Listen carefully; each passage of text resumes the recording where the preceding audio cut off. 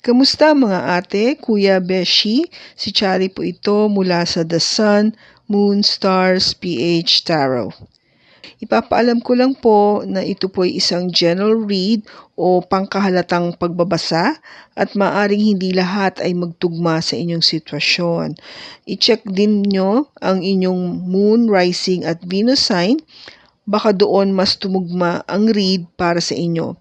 At kung ang mensahe ay tama sa inyo, paki-like lang po at mag-subscribe kung hindi pa ninyo ito ginagawa. Okay, mag-umpisa na po tayo.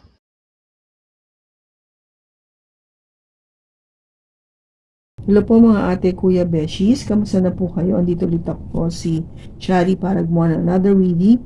And this is for the sign of Pisces, Sun, Moon, Rising, and Venus. And of course, welcome po yung mga cross-watchers natin at yung mga bago po nating mga viewers. Tignan po natin ngayon kung anong mensahe ang makukuha natin para po sa iyo, Pisces, at sa person mo.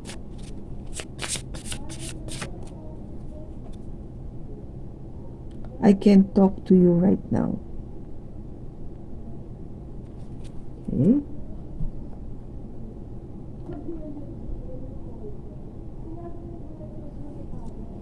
So Pisces, hindi ka makapagsalita ngayon o hindi mo siya gustong makausap ngayon. Very straightforward, no? Wala mo ng communication. Wala mo ng explanation, wala mo ng text, messages, email, video call, whatever way to communicate.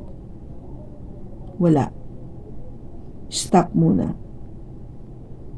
Kasi hindi niya kaya makipag-usap.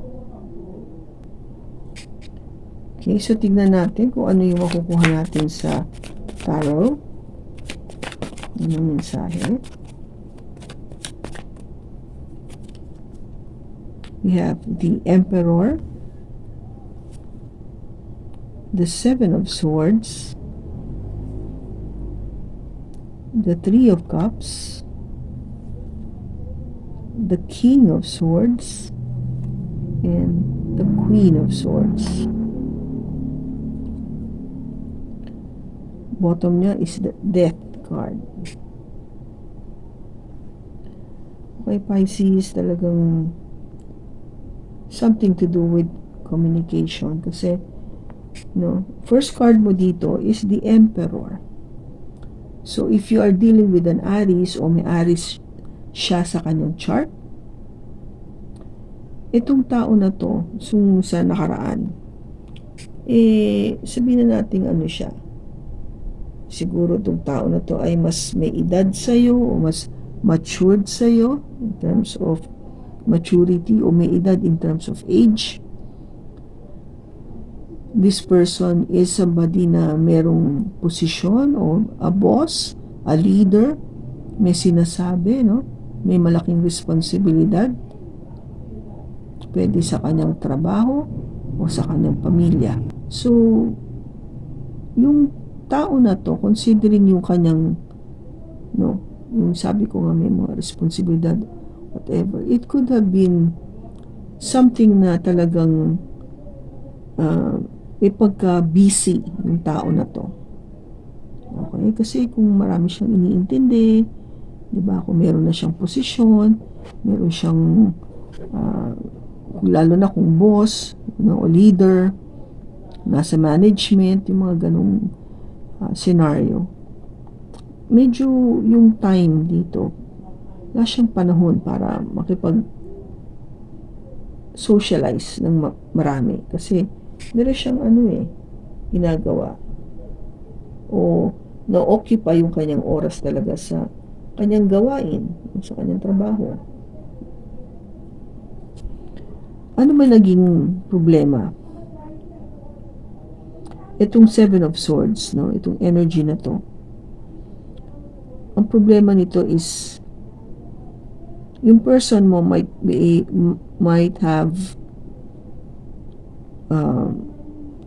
told a lie o sabihin natin na nagsinungaling, no?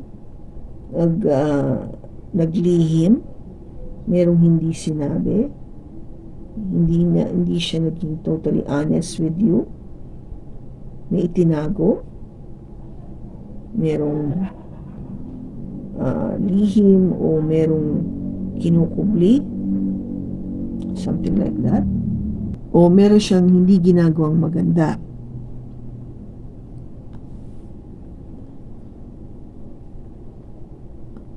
Ang dapat kasi gawin is you get together, no? Magkita kayo, mag-date kayo para makapag-usap.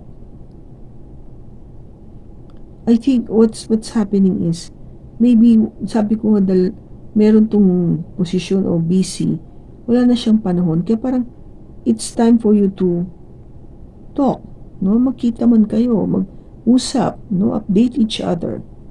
You need to have a date, no? A get together, enjoy, have time for each other. And yung intention mo dun is of course to be able to speak, no? Makapag-communicate, magsalita ng katotohanan na ano na ba tayong dalawa.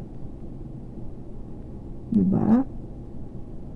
Kasi parang napapansin ko na lalo kang walang nagiging panahon para sa akin. You are just too busy with your work. Na wala na, parang wala ako sa priority list mo. Wala kang panahon for me.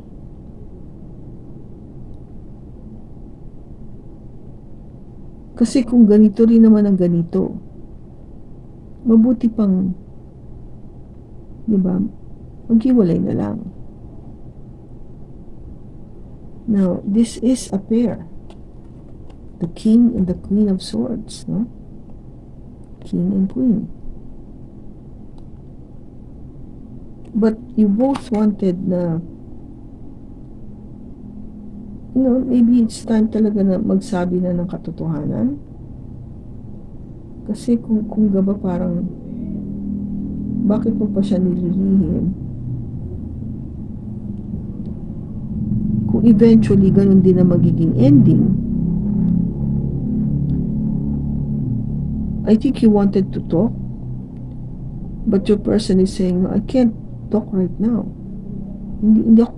Wala akong time para makipag-usap sa'yo ngayon. For whatever reason. And that starts the problem, no? And then yung problema walang communication. Parang patay yung communication. Exactly. Ito yun Parang patay. The death card. Diba? An ending, nagsasabi ng katapusan. Dahil dyan, pwede talagang masabi na, naku, magkaka-ending na tong relationship na to. Wala hindi nag-uusap Diba? Ano yun? Anong klaseng relationship yung walang pag-uusap?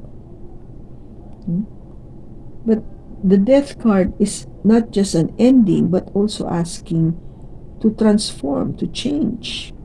Baguhin yung patakbo, baguhin yung ginagawa ngayon. Kaya di ba pinapahiwatig na yun ang kailangan mangyari, magkaroon ng pagbabago. So tingnan natin, bakit andito yung Emperor?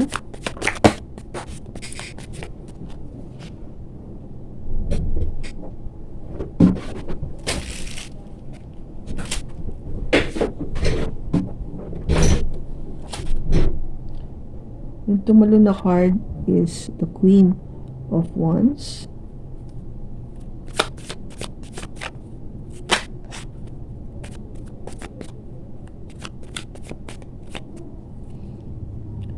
The Ten of Wands and the World. So itong tao na to is very passionate with whatever this person is doing. No? Kaya nagiging parang burden yung sinasabi mo, yung request mo na magsalita, mag-usap, magkita.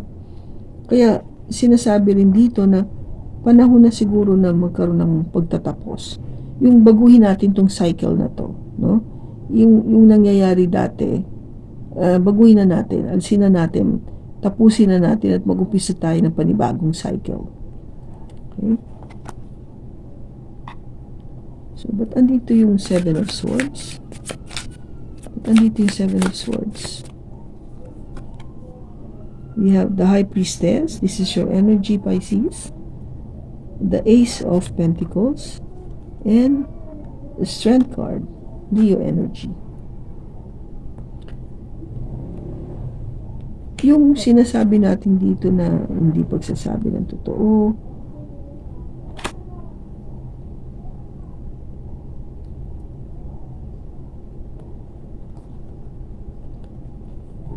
hindi pagsasabi ng totoo, kasi dapat, di ba, na-detect mo yan eh. Ikaw to eh. Energy mo to, Pisces. Use your intuition, use your gut feel, your instinct. Pagdating dito sa tao na to na nagsasabi na ito nga yung bagong pag-uumpisa natin, no? Kailangan medyo matapang ka eh. No? Magkaroon ng lakas ng loob para harapin yung panibagong pag-uumpisa na to. No? Gamitin mo yung intuition na to. Kasi kung alam mo yun, yung parang ito yung nagdi-dictate sa'yo kung ano yung mangyayari, kung ano yung somehow may expect mo na mangyayari. Kaya parang nga magkaroon ng new beginning. Kasi dito yung world ending na to, starting a new beginning. This is the new beginning. Something very promising. But you need to be very courageous about it para ma-start mo nga yung new beginning. And the way to be courageous is to use your intuition, yung powers mo, Pisces. Kasi alam mo na nga na, di ba, may ginagawang o merong hindi sinasabing katotohanan or hindi nakikipag-usap or alam mo na, may fault, merong hindi maganda na hindi nangyayari o ginagawa. The Three of Cups. Ba't andito yung Three of Cups? We have the Six of Cups, the Two of Cups, and the Seven of Cups. Okay, so interesting kasi yung Three of Cups dito, di ba? I told you na you need to get together, kung ba tipong mag-date, mag-usap para magkaroon kayo ng heart-to-heart conversation, no? Magkaroon kayo ng way or time to see each other and communicate. This person, or there might be somebody coming back from the past that is your true love, Pisces. May dadating eh. You might be having a conversation or a date. Now, this date might be hindi tong person na ito, or it could be somebody else. Ang somebody else na yun is somebody from the past nga, that is your true love, and you are thinking about it.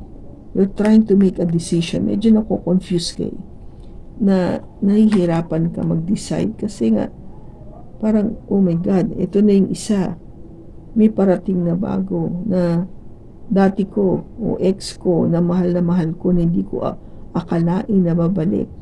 Naguguluhan ako ngayon. You know, the King of Swords, bakit andito?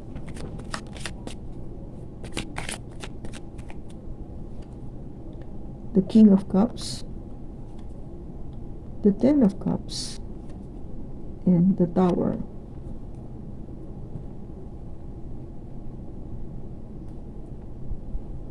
Okay, so you wanted the truth. You want to find out the truth. You want to communicate and find out, ano ba, love mo ba ako? King of Cups, love mo ba ako? Ako ba yung kaligayahan mo?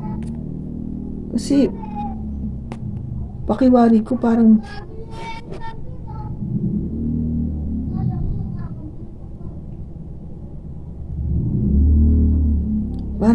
may biglang mangyayari na hindi ko alam eh. no, with the tower. Hindi mo ina-expect kasi this person would, you know, hindi mo na-expect this person na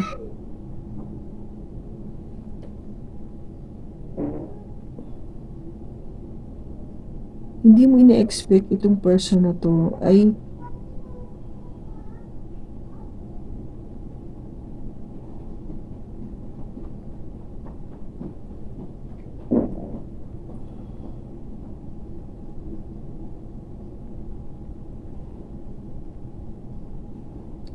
hindi mo na-expect yung person na to mamahalin mo at siya'y magiging kaligayahan mo.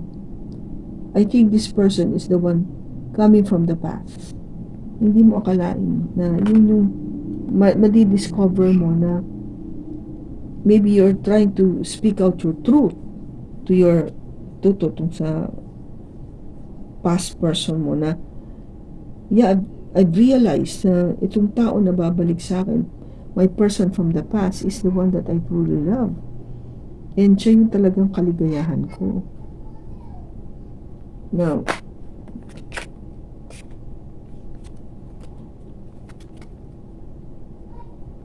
ba't andito yung Queen of Swords?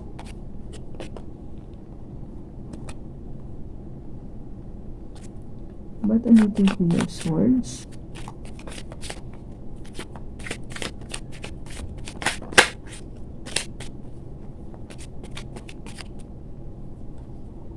We have the Page of Pentacles, the Eight of Wands, and the Five of Pentacles.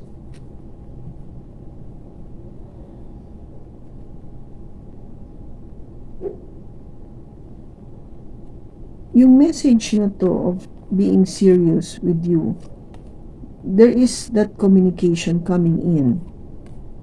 Pero yung communication na yan would bring yung feeling na parang naging option ka lang.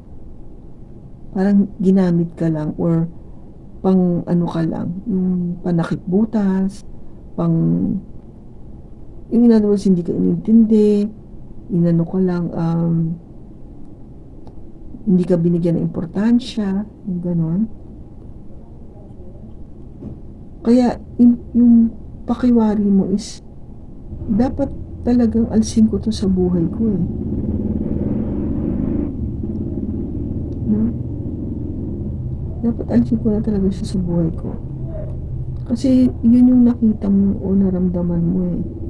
Na yung mensahe na pinaparating niya sa iyo, na the message that you receive is something na talagang you're just an option. Hindi ka importante sa buhay ko. Hindi ikaw yung priority ko. And it hurts. No? Masakit yun. Kasi if you thought na itong tao na to sana yung, di ba, na siya na nga. Pero hindi eh. Kasi parang yung communication na ine-expect mo sana na makapag-usap kayo para ma-clear out lahat ito, hindi nangyari. Kasi nga parang pinakita niya agad sa'yo na wala akong time for you. I cannot talk right now. Ito kasing part na to, you wanted to say this to this person. Itong part na to is more of the past person. You know, na sinasabi na kailangan ng magbago to.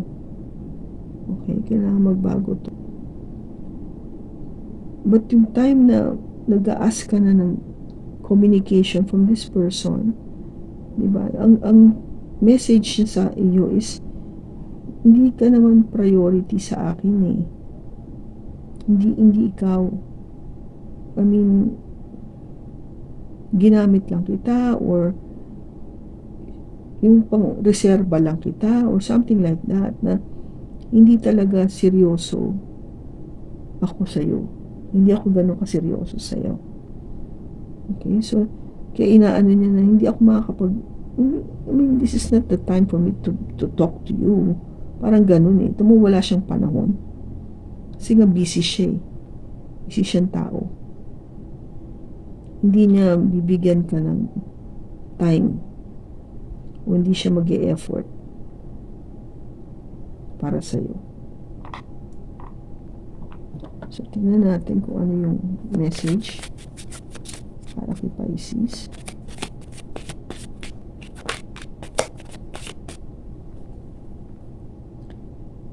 Slow down. Pause and allow things to unfold. Mama, huwag ka magmadali. Lalo na kung ganyang klase yung taong may encounter mo. Huwag ka munang ma-inlove. Dahan-dahan lang. Para hindi masakit yung pagdapa.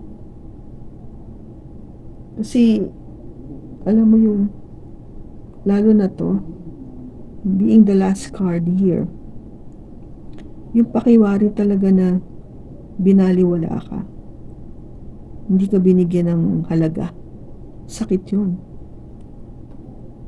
So, bakit pa? Diba? Bakit ka pa mag-stay? Ayaw naman niya makipag-usap. Ayaw niya makipag-areglo. So, why stay? Mas gusto ko pang malaman, may bago bang dadating na pag-ibig para kay Pisces? May bago bang pag-ibig na dadating para kay Pisces? Okay, may nag-flip. Nag-flip. Wow. 10 of Cups. Yes. Mas liligaya ka pa doon sa susunod. Mas liligaya ka kaysa dito. Mas mararamdaman mo yung tunay na kaligayahan. So, tanong natin, kailan dadating ito? Nagbibigay sa kanya ng 10 of Cups. Pisces.